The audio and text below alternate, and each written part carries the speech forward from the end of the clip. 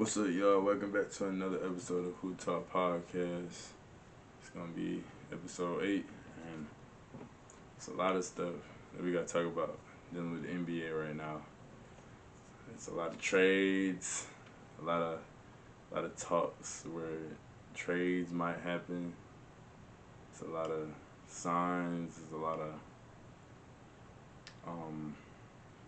big things coming up for the draft. I'm gonna get to the draft towards the end, but I want to talk about this Knicks trade, man. This Knicks trade. Knicks traded Mikal Bridges. No. The Nets traded Mikal Bridges to the Knicks for Bojan. I forgot how you pronounce his last name, but I know his first name is Bojan, and like I think 5 first-round picks, a second-round pick for Mikal Bridges, and the Knicks just got better. The Knicks got way better, and I feel like this puts the Knicks over the top. Like this puts the Knicks like second best in the East. Like this team is capable of beating the Celtics in a 7-game series. Like you got, and they also just re-signed OG Anunoby. They re-signed him to a 5-year, 200 and some million contract, and they're finalizing that. So they're gonna keep OG. They got Mikal. They got Jalen Brunson. They got Josh Hart. They got Dante DiVincenzo. They got Mitchell Robinson. They got Julius Randle still too. They got all these great players, all these defensive players that they could throw at Jaylen Brown and Jason Tatum. Like, the Knicks team is making moves to beat them. They're making these moves to beat them because that's all in their way. They got the Bucks, but and the 76ers, but the Celtics are better than those two teams right now. So if you got a roster that can beat the Celtics, most likely you can beat the other two teams and the other teams in the East as well. But this trade, I feel like the Knicks won this trade. And this puts this Knicks team like second in the East in my opinion. Like Mikal can score anywhere around the court. He can defend. He got long arms. He's like a 20 points per game scorer. And this helps out Jalen Brunson like a lot. This puts a lot of pressure off him, where you don't even gotta play a lot of defense on the best player. Cause like Mikal can switch from like 1 to 4, like really, he can really switch from 1 to 5. He can really guard the 5, depending on who the 5 is. But yeah, this makes this Knicks team just way better. And I haven't seen a Knicks team this good before. Like, I've been watching the NBA for a long time, but I heard before I was even born, that's when the Knicks was relevant, winning championships. And ever since I started watching basketball, the Knicks been trash. Like, the Knicks just been booty cheeks. And looking at this Knicks team and looking at all 4 of these players played in college together, and they all back on the same team in the NBA, I'm already knowing they got chemistry. They already showed with Josh Hart, DiVincenzo, and Jalen Brunson. Now adding Mikal Bridges to the mix, man. This Knicks team is gonna be tough. This Knicks team is gonna be tough. Now, I want to talk about the Rockets potentially targeting KD or Devin Booker, and I have mixed feelings about that. I have mixed feelings. Who I feel like they should target. I feel like between the two, I feel like they should target Booker since he's younger. He's not creeping up, on like retirement. Retirement's not right at the door for him. He's still a great player. I feel like he can match up well with Jalen Green. Like that backcourt can really do some things. Or Jalen Green can move to the 3. And Jalen Green will be going to the 3. Devin Booker at the 2. Fred VanVleet at the 1. That would be a pretty good team. But KD going over there, I just feel like it won't, like, KD can play anywhere, but he's not really a vocal leader. Like, he's not really going to come in, be that vocal presence, that vet presence, and just, like, speaking to the young guys and letting them know things, like, that he know. But, yeah, he's not that type of player. Like, he's the type to just come in the gym, give whoever is guarding him buckets. And after the game is done, you know, talk in the press conference and stuff like that and leave. He's not, you're not going to see him, like, be in a huddle, talking to his teammates, saying stuff in their ear, motivate. You're not going to see that. Like, he is a sneaky assassin. Like, he going to give you buckets. He going to talk to John on the court too, but he going to give you buckets with no emotion most of the time. And Devin Booker is not saying. I feel like Devin Booker will get in people's ears. He would get in his teammates' ears. He would motivate them. He'll push them, and Devin Booker would just be right because he could be there for the long run. But sources saying Devin Booker still wants to stay with the Suns. He's committed to the Suns. He wants to be a Sun forever. You know, every player says that, but I feel like he's telling the truth because he looks happy. He looks happy playing with KD. And I feel like this trade not going to happen this year. I feel like somebody's going to get traded next year if they have a failing season again. But this year, I don't think it's going to go down. But the reason why I feel like the Rockets are particularly trying to target the stars because they traded so many picks. They traded so many picks. And why would they trade picks for no reason? Why would they get rid of certain picks for no reason if they're not going to get somebody?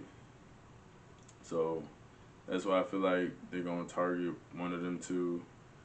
Then you also got Jimmy Butler on the radar. You got Ingram on the radar. Still got Thompson. You still got Paul George in free agency. You got all these great players that could possibly go to a different team because of free agency or trades. But, yeah, that KD and Book trade probably not going to happen this year. But if it do, I feel like they're going to get Book. All right, now I'm finna talk about the NBA draft. But I'm going to be talking about the first top 10 picks. I'm not going to go over the whole draft. It's going to be a long time. It's going to make the podcast just way too long. I'm just going to go over the top 10 picks. And the first pick went to the Atlanta Hawks. And his name is Zachary Richard. I don't know how to pronounce his last name. He's some French dude, and he's supposed to be like a forward, a 6'8" forward that can like play defense, offense, and he looks like a decent player. I feel like he would fit well with the Hawks. I don't know if Trae Young and DeJounte Murray is gonna end up staying there. They might trade both. They might trade either one, but this could be something that could keep both of them there. And I feel like he probably going to be a bright star, but I don't think he's going to be a superstar. He might just be a role player or something like that. But that might keep both DeJounte and Trae Young there. So that's something good for the Hawks. But second pick went to Alex Sarr. I feel like he's going to be like the best player in this draft. He's like 7'1", 7'2". He can block shots. You know, he can shoot from the three, off a catch. He can go in the paint, you know, back people down.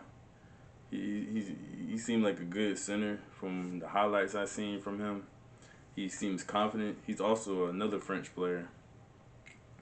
And he just looked like he would fit well in the NBA. He's going to the Washington Wizards.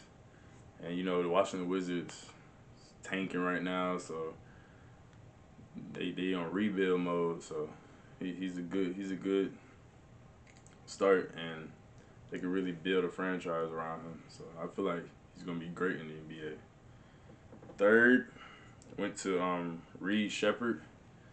Reed Shepherd went to the Houston Rockets, and I feel like he's gonna fit well with Jalen Green and all them because he's a great shooter.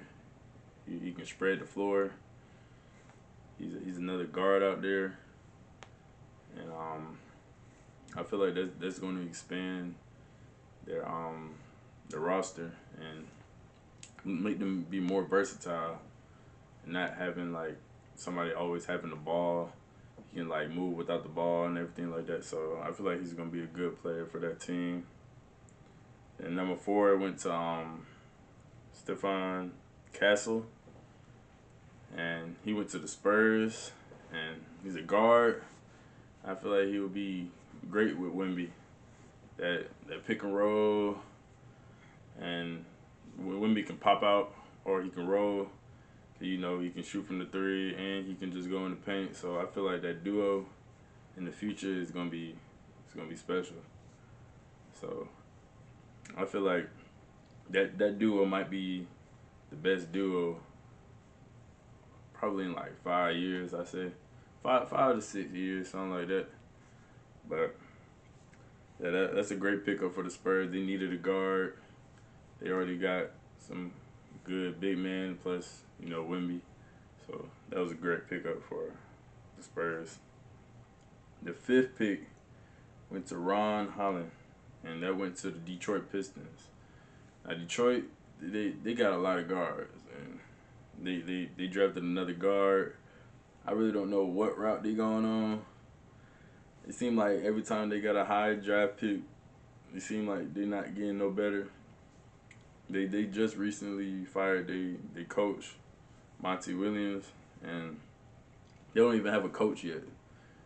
And I don't even know how he gonna fit in, but hopefully they get better. Hopefully they find a way. And eventually they're gonna get another coach, so I don't really got nothing to say much about that one. And 6th pick went to T. Dejanay Saloon. I don't know how to pronounce these people's names. Most of them is foreign, but he went to the Charlotte Hornets. And he's another big man. And I guess they needed a big man in Charlotte because they already got LaMelo. They already got who else they got? They got Miles Bridges as a forward. So they already got their forward. They already got their guards. And I guess they needed a big man where LaMelo can run his pick and roll. LaMelo can, like, when he run the floor, he can just lob it up to him. So he's another French player.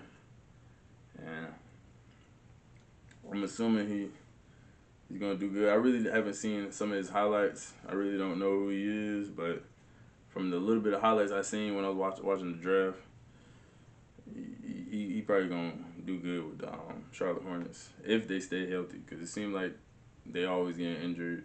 LaMelo somehow get injured. He plays good and he gets injured, so hopefully they stay healthy and they do good. 7th pick went to Donovan Clegan, and he went to what team he went to? He went to the Trailblazers. And Trailblazers got they got who they got? Scoot Henderson. They got who else they got? I really don't be watching Trailblazers teams when they play, but I know they got Scoot Henderson, and now they got a great big that can go in there where they can build a team. You know they had to start from the ground up when they traded Damian Lillard, so I feel like that's a great start for them. Getting a big, still developing Scoot, and from seeing his highlights, I feel like he's gonna be a great player. And number 8 went to Rob Dillingham, and he initially went to the Spurs, but the Spurs traded this pick to the Timberwolves. So he gonna be playing with Ant-Man and all them. Ant-Man, Rudy Gobert, Karl Anthony Towns, and he's a guard. So they needed a guard because Mike Conley's good, but he's getting older, so they're gonna have to get a new guard. And Mike Conley can, guide him, show him the ropes and everything. And I feel like he's gonna be good with Ant-Man and all them. Cause he seemed like he'll be a great player. Spacing the floor. He seemed quick. He's kind of like little, but he probably can get around. He's gonna develop. So I feel like that's a great pick for the Timberwolves. And number 9 went to Zach Edey. He went to the Memphis Grizzlies, and the Memphis Grizzlies definitely needed a big man. He I believe he played all 4 years at Purdue, and every year his averages was going up. So I feel like this is a great pick for the Memphis Grizzlies. All their players coming back from injury, and hopefully they'll get back to at least a 50-plus game winning team.